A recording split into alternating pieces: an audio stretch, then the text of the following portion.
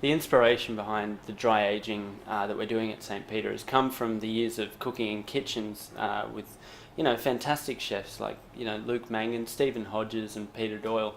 And we get this fantastic fish in, everywhere I've worked it's been amazing fish, but, you only get the 1 or 2, 3 days of high quality fish. And it wasn't until I started working at Fish Face where we had that fish cabinet.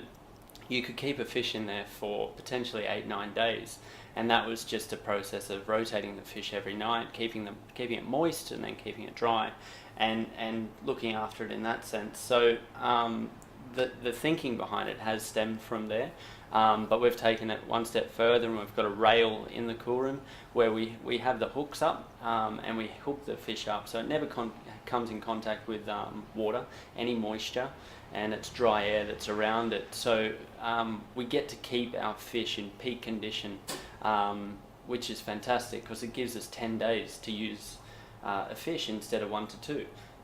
So the fish that we've been putting in there, like the interesting species that we've had, Spanish mackerel and mahi-mahi and wild kingfish in particular have been the ones that seem to be getting the best results, mainly because of their high oil content.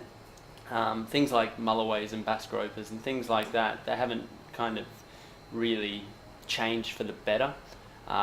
It would be purely gimmicky to say that I was dry aging something like that, but we are seeing really fantastic results in those other fish. The wild kingfish goes in to the fish fridge for around 8 to 9 days, and on day 1 of a kingfish we're eating it and it's tasting quite lemony. It's got that natural acidity to it, which is really fantastic, and a really fine crisp skin.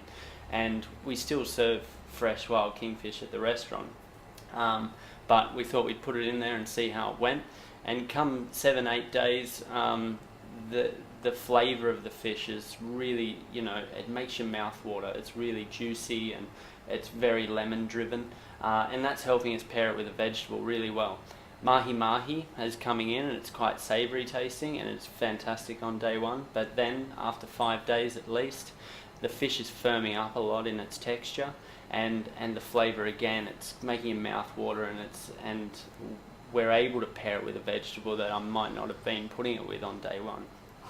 By dry aging, it gives us a better, definition of flavour in the fish, and it's really helping and prepare menus better.